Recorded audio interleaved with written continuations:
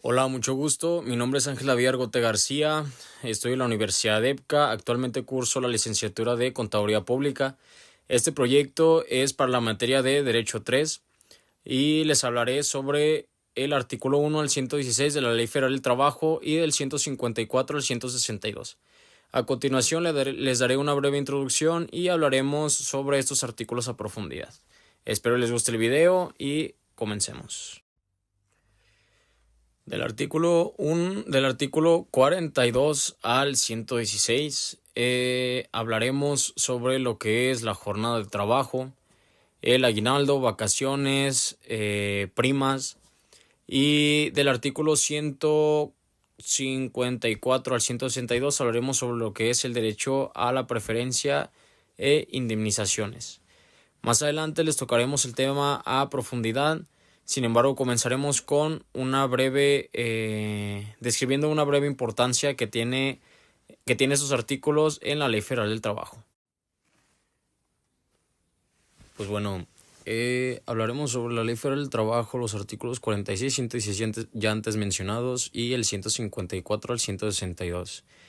Dando una breve introducción, una rápida introducción, sabemos que los artículos 46 al 116 pues abarcan una gran parte fundamental de la legislación laboral mexicana, ya que estas regulan las causas de rescisión, las obligaciones y derechos, que es lo que hablaremos durante todo el video, tanto las del patrón como las del trabajador. Y así también estas regulan las condiciones en las que se rigen las relaciones laborales. Básicamente su finalidad es garantizar el equilibrio entre los intereses de ambas partes, es decir, la justicia social y la fuerza productiva, promoviendo una justicia laboral y la protección de los derechos humanos en el ámbito del trabajo. También estos siendo del 154 al 162 y la ley del trabajo en general. Siguiente, hablaremos sobre de lleno ya lo que es la Ley Federal del Trabajo. El artículo 46 nos habla sobre la rescisión de la relación del trabajador. El trabajador o el patrón podrá rescindir en cualquier tiempo la relación de trabajo por causa justificada, sin incurrir de ningún tipo de responsabilidad. La rescisión justificada es tanto del trabajador como el patrón y estos pueden terminar la relación laboral cuando exista una causa justificada establecida en la ley. Sin responsabilidad, es decir, que al existir una causa justificada no tienen obligación de indemnizar a la otra parte. Y un requisito fundamental es de la causa debe estar contemplada en la ley, en el artículo 47 o 55, que el 47 lo mencionaremos a continuación, e igualmente el 55, y debe ser comprobable. La diferencia entre la rescisión y terminación es de que la rescisión implica la ruptura anticipada del contrato o el incumplimiento de alguna de las partes, y la terminación la conclusión normal de la relación laboral por causas como acuerdo mutuo o conclusión de la obra en caso de ser un trabajo por tiempo indeterminado.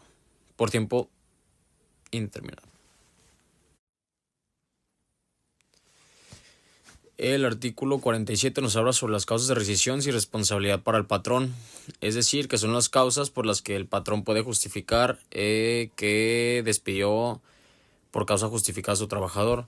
Una de ellas sería el engaño del trabajador, la otra sería una conducta impropia grave, daños materiales, negligencia y actos inmorales. A estas se le añaden el revelar secretos, la falta de asistencia y el estado de embriaguez, es decir, si el trabajador acude al trabajo drogado o borracho, es una causa justificada. El artículo 48 son los derechos del trabajador en caso de despido injustificado. Tiene dos opciones el trabajador al ser un despido injustificado.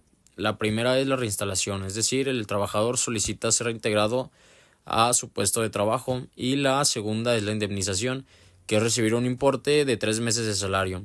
Si el patrón no comprueba la causa de rescisión, el trabajador tendrá derecho a la acción intentada, que es la reinstalación o indemnización, y la otra es de que el patrón deberá pagar los salarios vencidos desde la fecha del despido.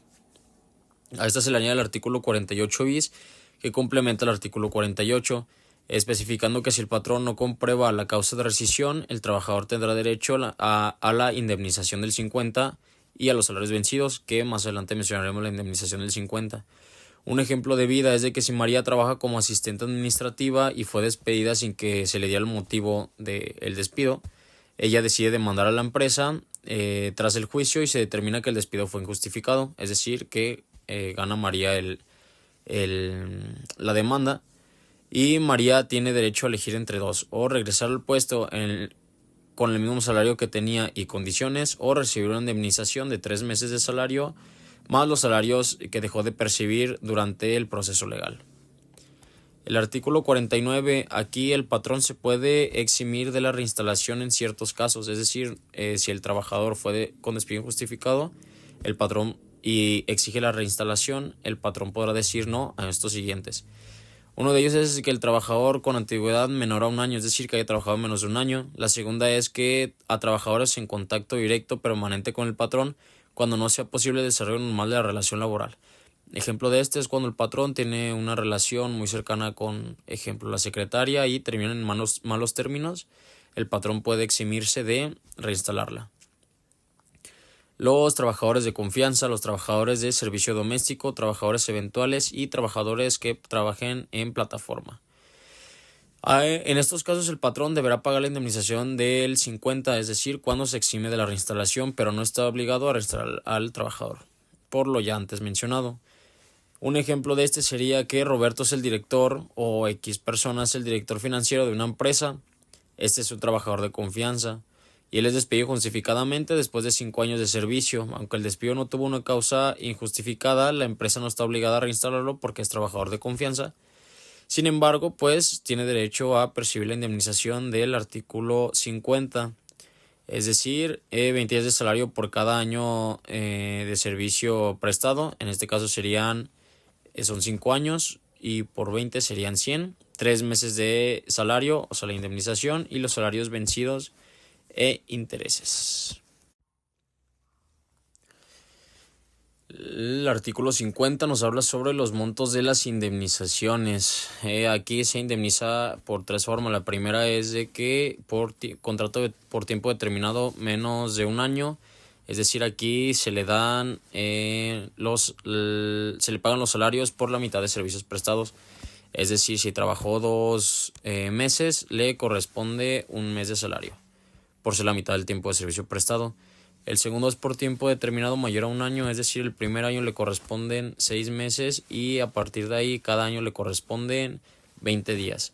Y el tercero es contrato por tiempo indeterminado, a este le corresponden 20 días por cada año.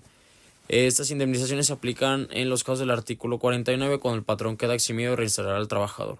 Un ejemplo de este es de que Laura trabaja durante 4 años con un contrato por tiempo indeterminado, es decir, 20 días por cada año, y fue despedida injustificadamente. La empresa acoge el artículo 49 ya que Laura es trabajadora de confianza. Entonces, con un cálculo hipotético, asumiendo que Laura gana 15,000 mensualmente, pues serían 20 por 4 años trabajados. Son 80 días. A estos 15,000 le tenemos que sacar cuánto gana por salario diario y son 500, que son los 15,000 entre 30 porque gana mensualmente. Entonces son los 80 días por 500 sale 40,000. A esto se le va a sumar los 3 meses de salario, que son los 60 días. Entonces son los 15,000 por 3, que son 45,000. El total base serían de 85,000 más los salarios vencidos y caídos o intereses que haya generado por la demanda. El artículo 51 es lo contrario del artículo 47, nos habla sobre las causas de rescisión sin responsabilidad para el trabajador. Es decir, cuando el trabajador puede aplicar la rescisión en la relación de trabajo. Este sería por el engaño del patrón respecto a las condiciones de trabajo, las faltas de violencia, faltas al trabajador en caso de violencia, amenazas, hostigamiento, acoso sexual por parte del patrón o sus representantes. La reducción de salario por el patrón, la falta de pago de salario en la fecha y lugar convenido o acordado, y el peligro grave para la seguridad o salud del trabajador o su familia. Estas causas permiten que el trabajador termine su relación laboral sin perder su derecho a percibir la indemnización conforme al artículo 50. El artículo 52 son los derechos del trabajador al separarse y recibir la indemnización. El procedimiento para el trabajador, en primer paso sería identificar alguna causa mencionada en el artículo 51, el anterior. La otra sería, la segunda causa, el segundo paso sería separarse de su trabajo dentro de los 30 días siguientes a la fecha que haya ocurrido la causa. Y el tercer paso sería exigir al patrón que lo indemnizara por el artículo 50, en caso de ser trabajador de confianza o algún tipo de trabajador que se mencionó en el anterior artículo. Este artículo completa el artículo 51, estableciendo el plazo y el derecho a la indemnización cuando el trabajador rescinde justificadamente de su relación laboral. El artículo 53 son las causas de terminación de la relación de trabajo. Existen 4 y la primera es el mutuo consentimiento de ambas partes, que es cuando el trabajador y el patrón acuerdan voluntariamente terminar la relación laboral. La segunda sería la muerte del trabajador. Cuando el trabajador fallece, automáticamente se termina la relación. Y la tercera sería la terminación de obra o vencimiento del término, es decir, cuando la obra concluye o vence el plazo del contrato temporal. Y la incapacidad física o mental del trabajador. Cuando el trabajador queda imposibilitado para realizar sus labores, aquí puede existir una causa de terminación de la relación de trabajo. El 54 y el artículo 55 de la Ley Federal del Trabajo nos habla de la terminación por incapacidad no profesional. Este establece que le corresponden un mes de salario más 12 días por el año de servicio. Cuando la relación laboral termina por incapacidad física, es decir, por la cuarta causa de terminación, que no es riesgo de trabajo. También se contempla la opción de reubicación en un puesto compatible. Un ejemplo de la vida cotidiana sería que un empleado sufre un accidente automovilístico fuera del trabajo que le provoca una discapacidad permanente. La aplicación de este sería que el patrón puede dar terminar la relación laboral, pero debe pagar la indemnización legal, o si es posible y el trabajador lo desea, puede ofrecerle un puesto compatible con su nueva condición física. Artículos 56 y 56 bis. Igualdad sustantiva y labores conexas. El artículo 56 nos garantiza la igualdad sustantiva entre hombres y mujeres, prohibiendo la discriminación. Es decir, hombres y mujeres tienen las mismas obligaciones, y el artículo 56 bis permite a los trabajadores realizar las tareas conexas o complementarias a su labor principal, con la compensación salarial correspondiente. ¿Cuál es la diferencia entre estas dos? Entre trabajo complementario y tareas conexas. Que el complementario es aquel que se añade o extra a tu trabajo, y las tareas conexas son aquellas tareas que no tienen que ver con el giro de la empresa, pero no con tu labor que realizas todos los días. El artículo 56, un caso sería: una empresa no puede pagar menos a una mujer que a un hombre por realizar exactamente el mismo trabajo, las mismas condiciones, y que cumpla exactamente con las mismas características que el trabajo del hombre. Y el artículo 56 bis, un ejemplo sería que un diseñador gráfico que ayuda a configurar impresoras debe recibir una compensación por esta tarea, porque tiene que ver con el giro de la empresa, pero no necesariamente con lo que tiene que elaborar diariamente.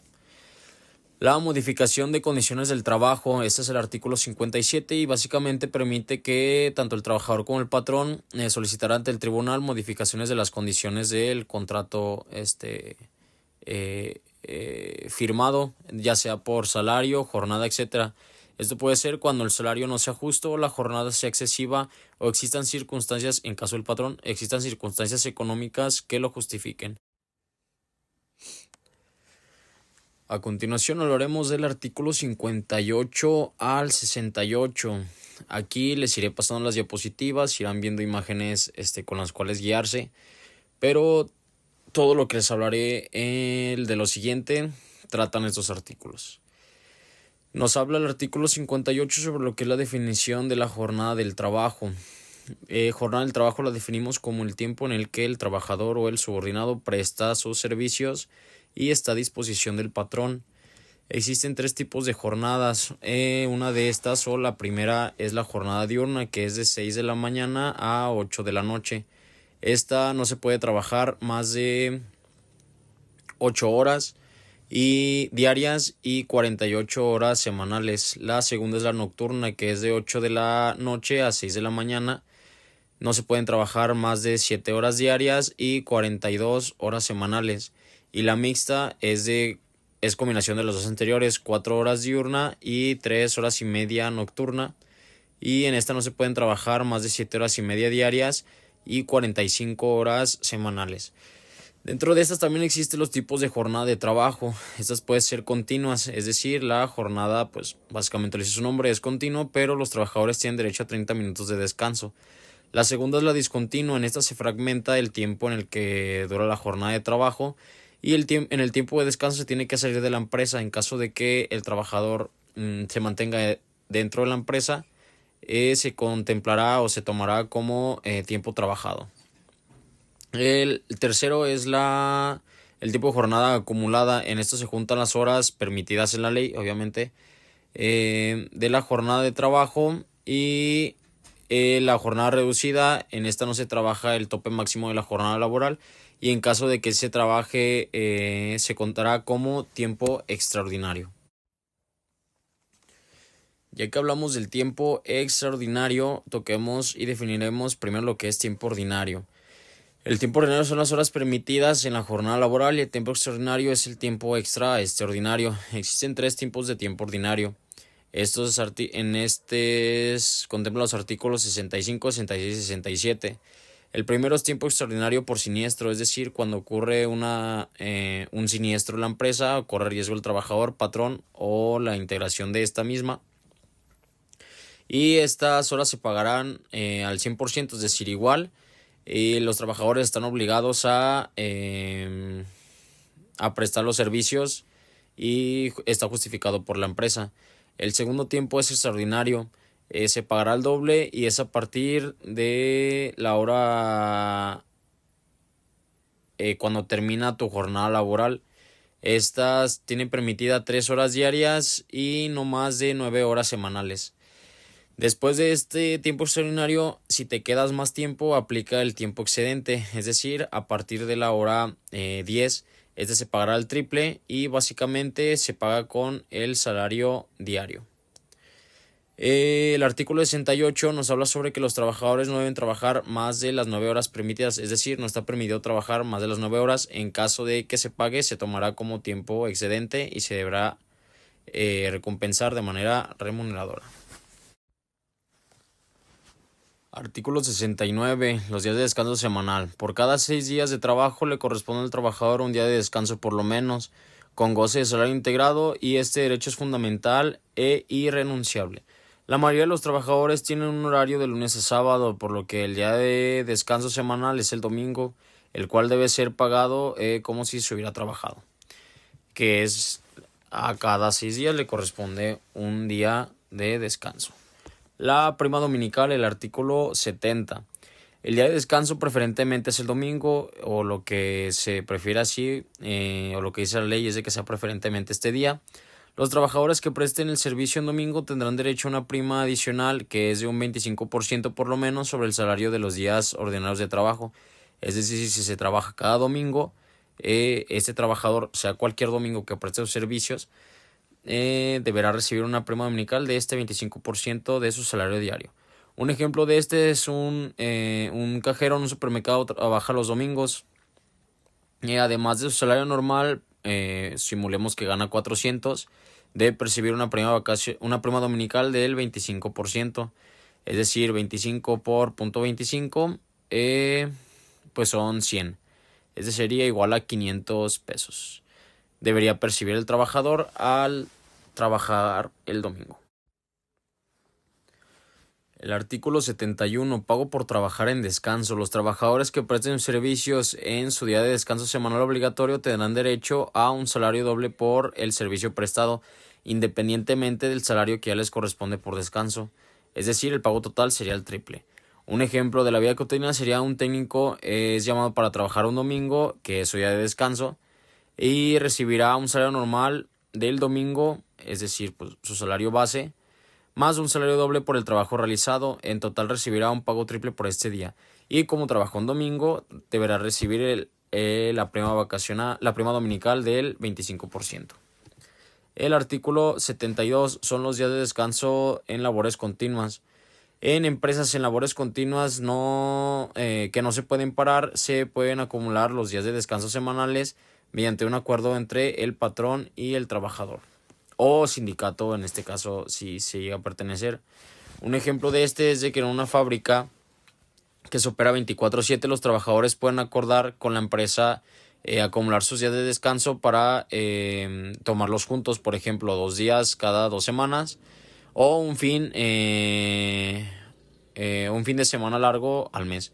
Es decir, los patrones y trabajadores acordarán los días de descanso cuando las labores sean de carácter continuo. Artículo 73. El trabajador no está obligado a prestar sus servicios el día de descanso. Entonces, básicamente nos habla de que si trabaja en los días de descanso acumulados, el patrón debe pagar al trabajador un salario doble por el servicio prestado más el salario del descanso, es decir, un total de el salario triple. El artículo 74 nos habla sobre los días de descanso obligatorios. Existen varios y básicamente sería el 1 de enero, que es Año Nuevo, el primer lunes de febrero, que se conmemora el 5 de febrero sería la fecha, el 21 de marzo, que es el tercer lunes de marzo, el 1 de mayo, que es el Día del Trabajo, el 16 de septiembre, el Día de la Independencia, el tercer lunes de noviembre, que se conmemora, su conmemoración es el 20 de noviembre, el 1 de diciembre de cada 6 años por la transmisión del poder, y cada 25 de diciembre, que se festeja Navidad. Los pagos en días feriados. Los trabajadores que presten sus servicios en días de descanso obligatorios, es decir, feriado, tendrán derecho a un salario doble por el servicio prestado más el salario del día de descanso, es decir, un pago en el día triple. Un ejemplo de este es de que un empleado de un hospital que trabaja el 25 de diciembre, es decir, Navidad, recibirá su salario normal por el día pagado más el doble por haber trabajado en día feriado. En total recibirá un pago triple por ese día. Del artículo 76 al 81 nos toca el tema sobre las vacaciones, que básicamente el 76 nos menciona que todo trabajador más de un año que ha prestado servicios tiene derecho a un periodo anual de vacaciones pagadas. Este derecho aumenta con la antigüedad en la empresa.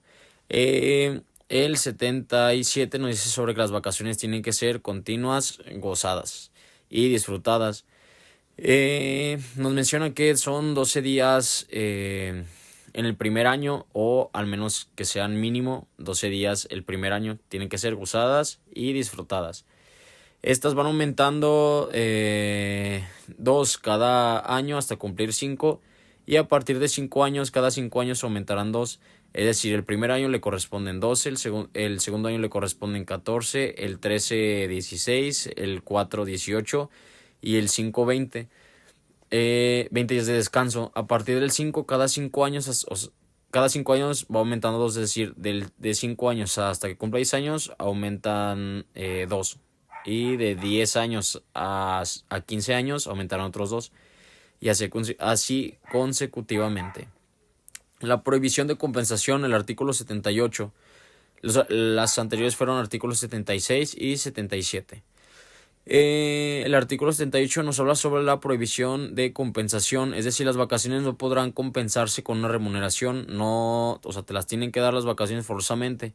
Que es el derecho a las vacaciones? Es que el derecho a las vacaciones es irrenunciable y debe ser disfrutado por el trabajador, el cual no puede ser reemplazado por dinero. Excepción importante: si la relación de trabajo termina antes de que el trabajador disfrute sus vacaciones, se le deberán pagar las vacaciones proporcionales no disfrutadas al momento de la terminación laboral. Artículo 79. Las vacaciones son un derecho de descanso, no dinero. El artículo 79 de la Ley Federal del Trabajo establece que el derecho a las vacaciones es irrenunciable y no puede ser compensado con una remuneración económica.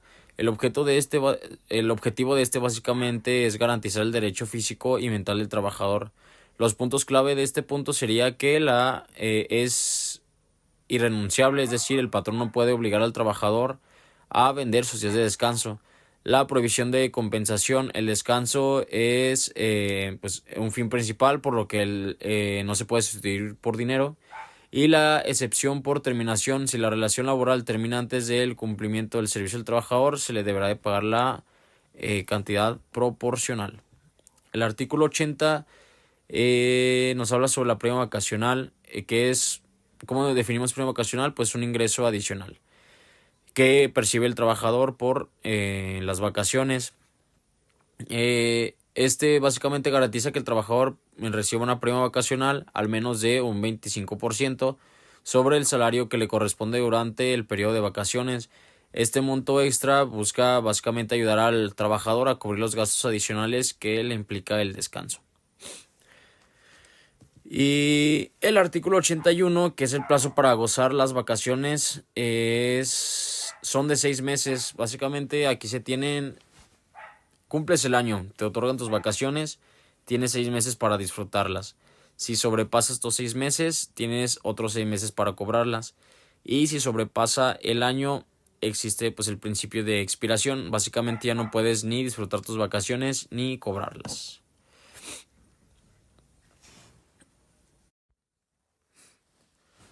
Un ejemplo en general y para cerrar estos artículos del 76 al 81 sería, por ejemplo, yo, David, gano 500 pesos diarios y apenas acabo de cumplir mi primer año en prestación de servicios. Me otorgan mi año, me otorgan mis vacaciones, entonces me corresponden 12 días. Básicamente, si gano 500 pesos diarios, los multiplico por 12, que son 6,000 pesos. Entonces a esta multiplicación, a estos 6,000 le saco su prima vacacional, que es de un 25%. 6,000 por 25 son 1,500. En total percibiría 7,500 pesos, que es la suma de los dos anteriores. El artículo 82 nos define el concepto de salario, que el salario es aquella retribución que debe pagar el patrón al trabajador por los servicios prestados. El salario es un derecho fundamental de todo trabajador y debe pagarse en moneda nacional cursante, aunque éste puede percibir prestaciones. ¿Cuáles son los puntos clave de este artículo? Básicamente la retribución, que es dinero o prestación que el patrón debe pagar por el trabajo realizado. La contraprestación, el intercambio, es decir, el trabajador da su trabajo y el patrón da el dinero. Y que es un derecho fundamental que todo trabajador tiene derecho a percibir el salario.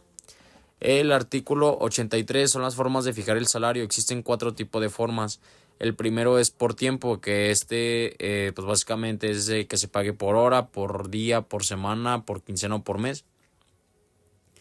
El segundo es por comisión, se paga según las ventas o resultados alcanzados. El tercero es por obra, se paga según la cantidad de trabajo completado. Y el cuarto es a precio alzado, es decir, se fija un monto total para un trabajo específico.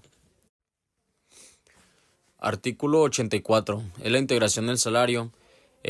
Aquí define los elementos que conforman el salario integral, que básicamente lo que lo incluyen son la cuota diaria, gratificaciones, percepciones, habitación, comisiones, prestaciones en especie y cualquier otra cantidad o prestación entregada al trabajador por su trabajo. Existen 3 formas. La primera es por cuota fija. Básicamente aquí no existen modificaciones. El segundo es salario integrado variable. En este se le agregan comisiones a su cuota fija más los bonos. Y el tercero es el salario integrado fijo. Este se incluye por cuota fija, más bonos, más cualquier otra prestación, comisiones, etcétera. El artículo 85 menciona que el salario debe de ser remunerador y nunca menor al salario mínimo fijado por la ley. Para determinar el monto se considera la cantidad y calidad del trabajo realizado. Y el artículo 85 nos toca el tema sobre la igualdad salarial, es decir que a trabajo desempeñado en puesto, jornada y condiciones, de igual manera se le tiene que pagar igual. Esto busca erradicar la brecha salarial o la discriminación salarial por género, que básicamente es lo mismo, y otras causas. El artículo 87 nos habla sobre lo que es el aguinaldo. Este garantiza que todos los trabajadores reciban un aguinaldo anual equivalente a 15 días de salario como mínimo, pagado siempre antes del 20 de diciembre, y todos los trabajadores que no hayan terminado el año o su prestación de servicio recibirán la parte proporcional según el tiempo trabajado. Un ejemplo de este es, por ejemplo, yo, David, gano 500 pesos diarios, mi aguinaldo me corresponde como mínimo a 15 días, entonces sería 500 por los 15 días, que es mi salario diario por los días que corresponde de aguinaldo. Ese sería igual a 7,500. Y por ejemplo, mi compañero Braulio trabaja 4 meses antes de terminar el año, se le tienen que pagar proporcional. La operación que se debería hacer aquí son los 4 meses entre los 12 meses totales por los 7,500, que básicamente sería si hubiera trabajado el año completo. Este nos daría igual a 2.500 y esto tiene que ser pagado antes del 20 de diciembre. Es decir, a mí se me pagaría los días el aguinaldo completo y a mi compañero laboral se le pagaría el aguinaldo proporcional. El artículo 88 son los plazos de pago. Establece los límites máximos para los periodos del pago del salario, protegiendo al trabajador en esperas prolongadas. El trabajo manual, el límite máximo es de 7 días, es decir, los obreros, albañiles, trabajadores de construcción, limpiadores y otros trabajadores de labores manuales deben recibir su salario máximo cada semana. Y otros trabajadores les corresponde 15 días máximo de plazo. Y estos trabajadores serían lo que es los trabajadores administrativos, los contadores, gerentes, entre otros. El artículo 89 nos habla sobre la base para las indemnizaciones. Establece cómo se calcula el salario base para determinar indemnizaciones, es decir, finiquitos o liquidaciones, y se toma el salario del día en que nace el derecho a la indemnización, incluyendo la cuota diaria o parte proporcional de las prestaciones. Para salarios variables se usa el promedio de percepciones de los 30 días trabajados anteriormente. Los casos de cálculo básicamente es en salario fijo, se usa el salario actual del día en que nace el derecho de la indemnización más todas las prestaciones. Luego el salario variable se calcula el promedio de las percepciones de los 30 días efectivamente trabajados antes del derecho y los casos de aumento recientes, si hubo un aumento se utiliza el promedio desde la fecha del aumento, no desde los 30 días anteriores. El artículo 90 define lo que es el salario mínimo, que el salario mínimo lo definimos como aquella prestación, aquella retribución que recibe el trabajador mínima otorgada por el patrón, esta por la prestación de servicios, siendo satisfactoria para las necesidades culturales, sociales y materiales del trabajador.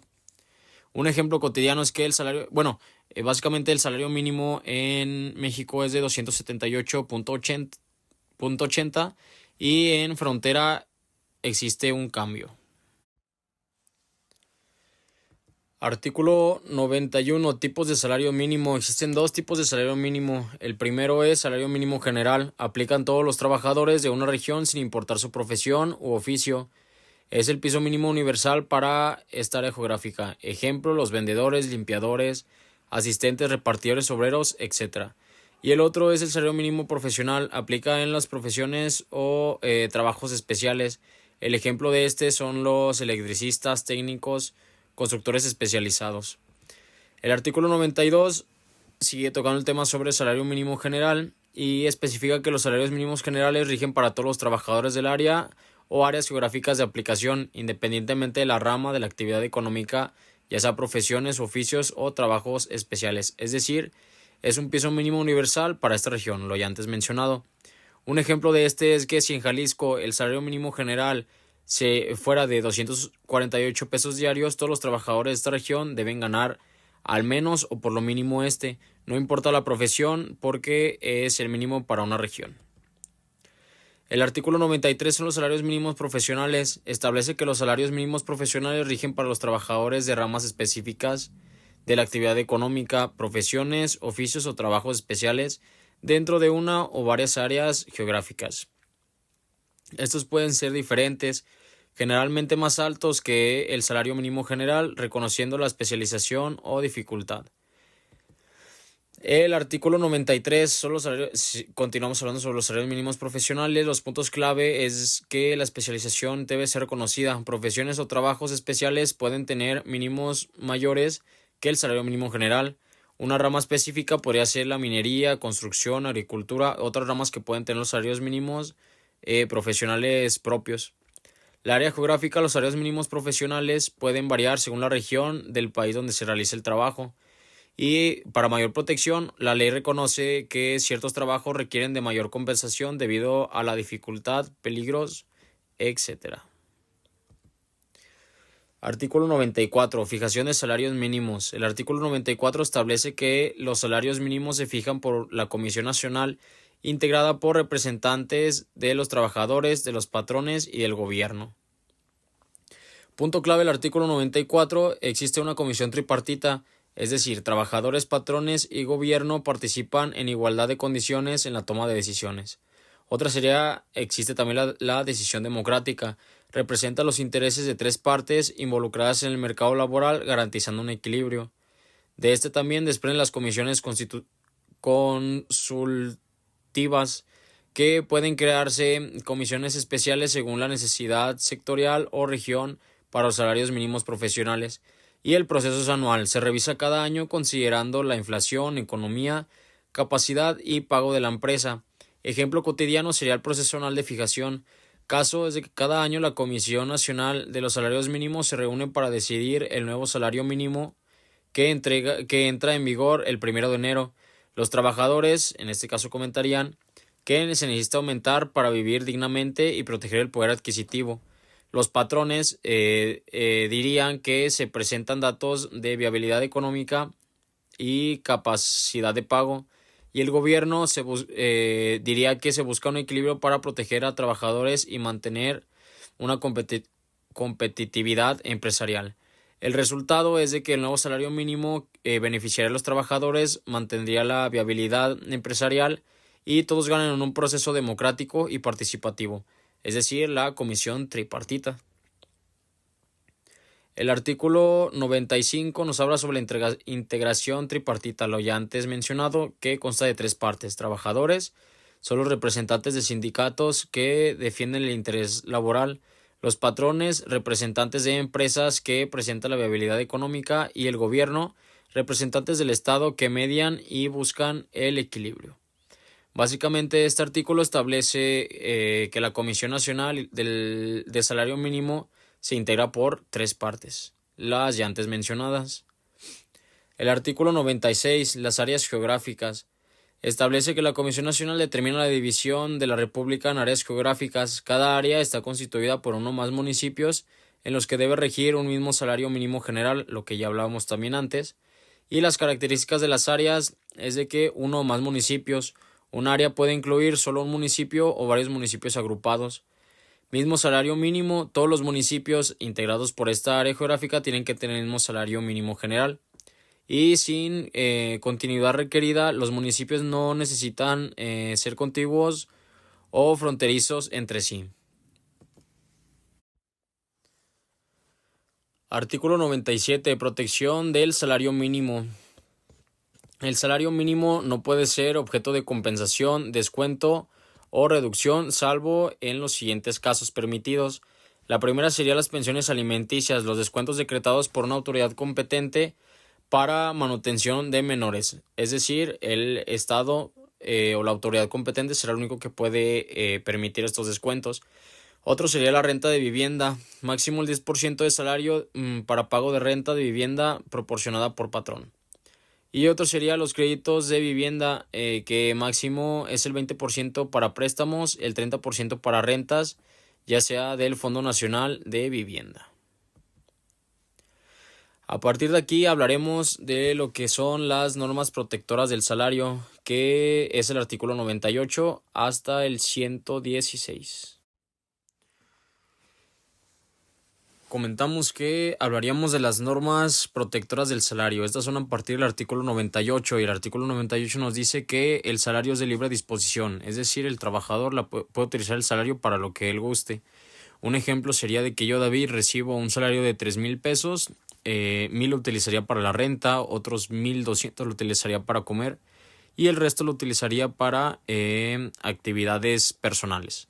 Entonces yo tengo libre disposición de mi salario que gane. El artículo 99 nos menciona que el salario es irrenunciable. Después del 100 nos dice que el pago tiene que ser directamente al trabajador en moneda nacional cursante, y si no se realiza el pago al trabajador puede ser a un designado. Este designado tendrá que tener una carta poder y 2 testigos. El artículo 101, dice que el salario tiene que ser en efectivo y se pagará en moneda de curso legal. Después de esto, este también puede ser en transferencia, en pago con tarjeta, recibo de nómina, incluso CFDI. El artículo 102 nos menciona que las prestaciones deberán de ser apropiadas al uso del trabajador, familia y razonablemente proporcional al salario. El artículo 103 menciona que empresas que tengan tiendas de ropa, comestibles o artículos podrán quedarse convenios entre los trabajadores y patrones, es decir, siendo una sociedad anónima, para tener unos precios más accesibles el trabajador. El 103 bis también nos habla sobre lo mismo, pero ya enfocado al Fonacot. Este otorgará un crédito para adquirir bienes. El artículo 104 y 105. El 104 nos menciona que el salario es de nula cesión hacia el patrón y de derechos, es decir, el salario no se puede ceder ni transferir al patrón.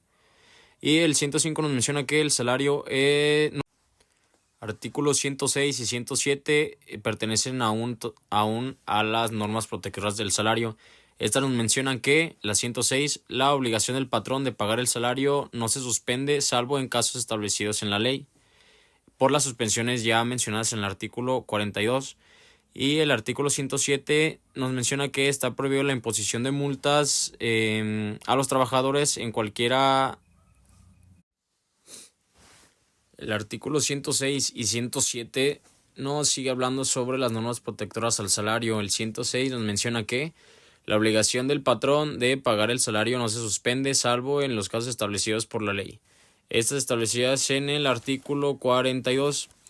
Y en el artículo 107 nos menciona que está prohibida la imposición de multas al salario.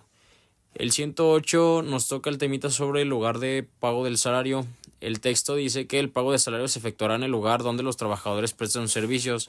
Un ejemplo de este sería de que un obrero trabaja en una fábrica y aquí debe de recibir su pago en las oficinas de la fábrica, no en un banco, no en la casa del patrón, a menos que el acuerdo sea por medio electrónico y haya un justificante o sea por una carta, un documento oficial. Esto garantiza que el trabajador tenga acceso fácil a su salario sin gastos adicionales de transporte, que básicamente es por eso que se debe de pagar en el lugar donde se elabora. El artículo 109, día y hora de pago. El pago deberá efectuarse en día de labores fijado por convenio sobre el trabajador y el patrón durante las horas de trabajo, es decir, la jornada de trabajo, o inmediatamente después de su terminación. El ejemplo sería, si el día de pago es el viernes, el patrón debe asegurarse de que el depósito se refleje el viernes o el pago en efectivo ese mismo día. El artículo 110, los descuentos permitidos. El principio general es de que los descuentos en los salarios están prohibidos salvo en casos específicos. Uno sería en pago de deudas con el patrón, máximo sería el 30% del excedente del salario mínimo. Y el segundo sería por pago de renta, máximo el 15% del salario. Otro tipo de descuento sería, en caso 3, el pago de abonos para el Infonavit, es decir, una vivienda, aceptando libremente por el trabajador. Es decir, el trabajador tiene que dar el consentimiento de este. Otro de este sería las cuotas para sociedades cooperativas y cajas de ahorro. Máximo sería el 30% del excedente del salario mínimo. El quinto, por pensiones alimenticias decretadas por la autoridad competente. Sexto, las cuotas sindicales ordinarias voluntarias. El trabajador puede manifestar por escrito o rechazo. Su rechazo.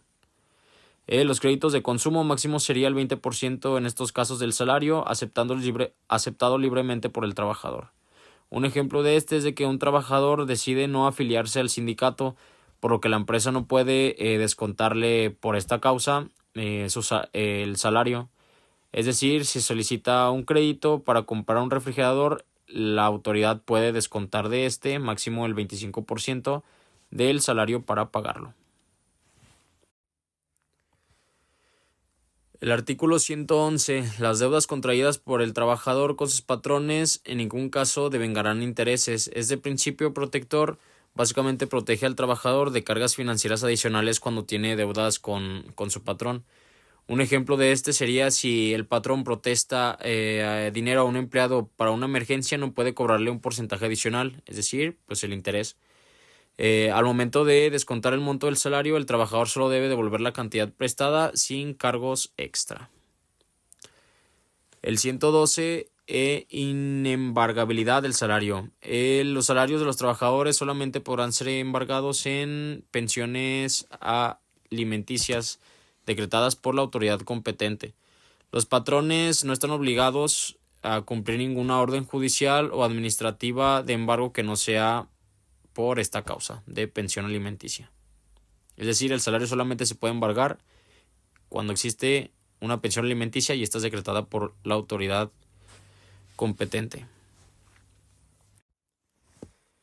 El artículo 113 menciona sobre las preferencias de crédito salarial, es decir, los salarios devengados o las indemnizaciones debidas a los trabajadores serán preferentes sobre cualquier otro crédito.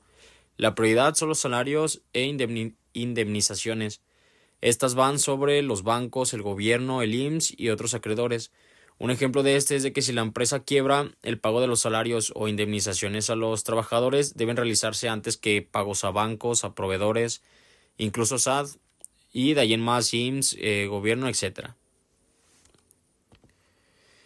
Artículo 114. La protección en quiebra. Los trabajadores no necesitan entrar en concursos o quiebra, es decir, el tribunal procede al embargo y remate de bienes para pagar los salarios e indemnizaciones. Es decir, el trabajador tiene preferencia antes que todo lo anterior. Un ejemplo, si una empresa quiebra, el pago de los salarios a los empleados se realiza antes que cualquier otro crédito. Artículo 115. Derecho de beneficiarios. Los beneficiarios del trabajador fallecido tienen derecho a percibir las indemnizaciones o prestaciones pendientes sin necesidad de un juicio sucesorio. Es decir, si la familia de un trabajador fallecido, si fallece un trabajador, la familia que está de beneficiaria tiene derecho a reclamar las prestaciones directamente sin trámites legales.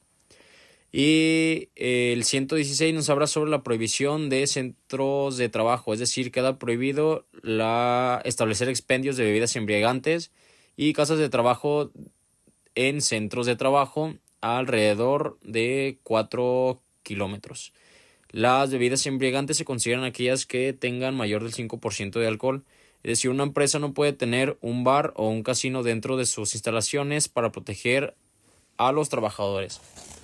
Básicamente, el síntesis de estos tres artículos garantizan que los salarios e indemnizaciones sean prioritarios en cualquier situación legal y que los beneficiarios del trabajador estén protegidos, así como que también el ambiente laboral tenga un ambiente seguro y libre de distracciones perjudiciales.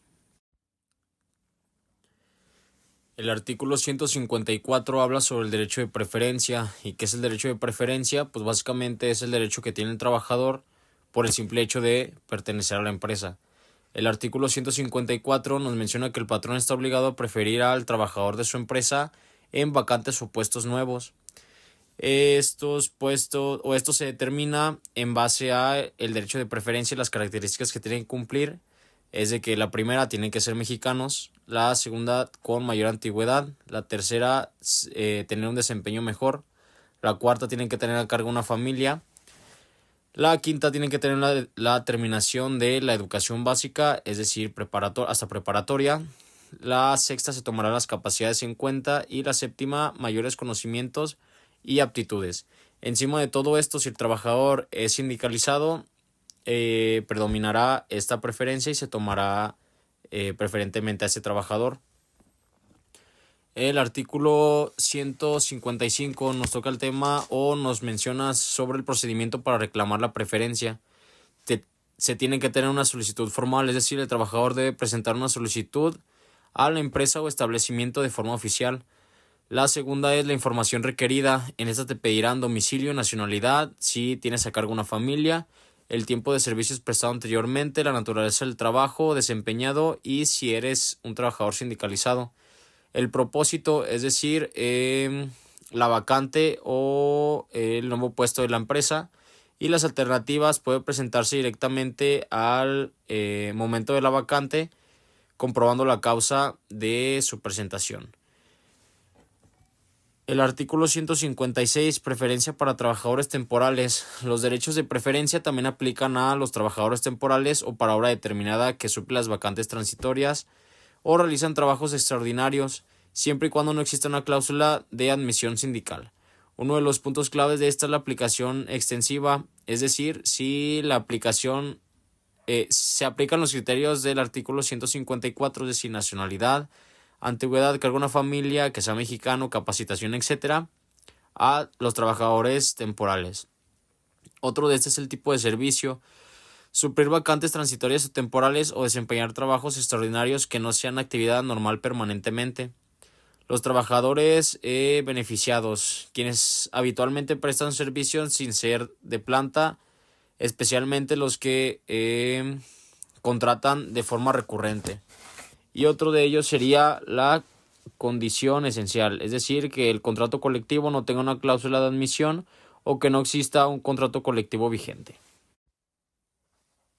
En el 157 ya presentaste tu solicitud, tienes tu derecho a preferencia, ya analizaron comparativas contra otros trabajadores para ver si eres candidato para el puesto o vacante, pero el patrón se niega a instalarte. Aquí acudes al artículo 157, es decir, las consecuencias del incumplimiento patronal. Esto menciona que el incumplimiento del patrón de las obligaciones de preferencia del artículo 154 y 156 otorgan al trabajador el derecho de elegir entre dos opciones. La primera es obtener el puesto, es decir, el patrón puede solicitar ante el tribunal que se le otorgue el puesto correspondiente que le fue negado injustificadamente. Es decir, si el patrón te negó completamente el derecho a obtener la vacante o puesto. Y la opción 2 es la indemnización, es decir, tendrás derecho en caso de que el patrón se niegue a darte esta vacante o puesto a reclamar una indemnización de 3 meses de salario más los salarios caídos que debió ocupar el puesto. Sin embargo, o no te verás obligado a terminar la relación de trabajo. El artículo 158, los trabajadores tienen derecho a determinar la antigüedad. Puntos clave de este artículo es que es un derecho de los trabajadores de planta y de los trabajadores temporales habituales tener registrada su antigüedad en la empresa. El segundo sería una comisión mixta, que es una comisión integrada por representantes de trabajadores y el patrón. Se formula el cuadro general de las antigüedades. La tercera sería la publicidad, es decir, el cuadro de antigüedad debe ser público y distribuido por categorías de cada profesión u otro oficio. Y el tercero, pues, son las objeciones. Los trabajadores podrán estar inconformes y estos pueden presentar sus objeciones ante la comisión y recurrir ante el tribunal en caso de ser así. Un ejemplo de esta determinación de antigüedad es, por ejemplo, en la empresa que yo trabajo, se publica el cuadro de general de antigüedades cada año. Aquí yo voy y reviso y verifico si mi fecha de ingreso y mi categoría son correctas. En este caso, porque me servirían para ciertos beneficios que pueda tener la empresa y derechos. En caso de que yo detecte un error, le notificaría a la comisión o al tribunal para su corrección correspondiente. El artículo 159. Ascensos y cobertura de vacantes definitivas. Las vacantes definitivas y puestos de nueva creación se cubren mediante el ascenso del trabajador de categoría inmediatamente inferior que cumpla con los criterios de mérito y antigüedad. Es decir, ocupa el puesto inmediatamente inferior de abajo. Los criterios del ascenso consisten en mayor capacitación, es decir, cursos, certificaciones, formación personal, podría ser. Mayor antigüedad, sus años de servicios prestados en la empresa, mayor aptitud, las habilidades y competencias que tenga para el puesto del trabajador y mayor productividad del desempeño y resultados que ha mostrado el trabajador durante estos años trabajados o prestando sus servicios. En el artículo 160 nos habla sobre la cobertura de vacantes, es decir, temporales. Aquí, cuando la vacante es menor de 15 días, la ocupará el puesto inferior inmediato. En caso de ser varias personas, se tomará la persona con mayor antigüedad, mayor aptitud, mayor productividad, mayor capacitación y que esté apto para el puesto. Las vacantes que sean mayores de 30 días las ocupará el puesto, igualmente el puesto inferior inmediato. Y en caso de que sean varios, pues competirán por estas y se elegirá o se quedará el más apto para el puesto. Artículo 161. Protección por antigüedad de 20 años. Aquí la estabilidad es reforzada. Básicamente el patrón solo puede rescindir de la relación laboral por una causa particularmente grave de las señaladas en el artículo 47, que haga imposible la continuación de la relación de trabajo. La segunda es la corrección disciplinaria, es decir, si la falta no es tan grave, se le podrá sancionar la corrección al trabajador. Se le podrá hacer una corrección disciplinaria al trabajador correspondiente respetando sus derechos.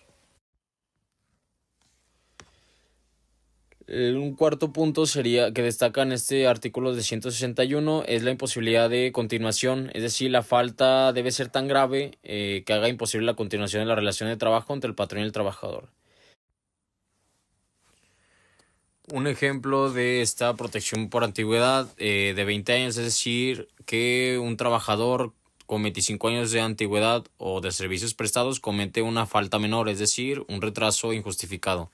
El patrón no podrá despedir a este trabajador inmediatamente, sino que debe aplicar una sanción disciplinaria en caso de que la falta fuera una falta mayor, es decir, un robo. Se podrá considerar la rescisión de trabajo. Y por último, el artículo 162. Habla sobre la prima de antigüedad. ¿Y qué es la prima de antigüedad? Pues es un premio que recibe el trabajador por el tiempo permanecido durante la empresa. El monto de la prima consiste en 12 días de salario por cada año de servicio prestado a la empresa. Es decir, la prima es igual a 12 días de salario por años de servicio. La separación voluntaria. La prima de antigüedad se pagará a los trabajadores que renuncien voluntariamente siempre y cuando hayan cumplido más de 15 años de servicios prestados en la empresa. La causa justificada. Se paga cuando el trabajador se separa por causa justificada atribuible al patrón, es decir, por incumplimiento de obligaciones. Las causas de pago de la prima es por renuncia voluntaria después de 15 años de servicio, la separación justificada por incumplimiento patronal y el despido justificado o injustificado. Se paga a los beneficiarios sin importe la antigüedad, independientemente de cualquier otra prestación. La antigüedad siempre se pagará en años completos. Y un ejemplo de este sería que, por ejemplo, yo trabajé 15 años y mi salario diario es de 420. Aquí tendría que compararlo con el tope salarial, es decir, el doble del salario mínimo general. En este caso sería 278.80, que el doble sería 557.20, no, .60. Entonces el mínimo sería 420, que es mi salario diario. Este se toma y se multiplican, le corresponden 12 días por prima de antigüedad por año, es decir, 12 por los 15 años trabajados y esto por los 420, quedarían un total de 75.600. En conclusión, básicamente estos son fundamentos de las relaciones laborales. Los primeros artículos de la Ley Federal del Trabajo, básicamente del video anterior, que fue del 1 al 53, y en del 45 al 116 y del 154 al 162, pues establecieron los principios y las bases fundamentales para regir las relaciones laborales en México entre el trabajador y el patrón. Aquí se incluyen pues, los derechos de preferencia, de antigüedad, el ascenso que ya hemos estudiado anteriormente y de los que hemos hablado. Les tocaré 3 temas para simplificar los artículos.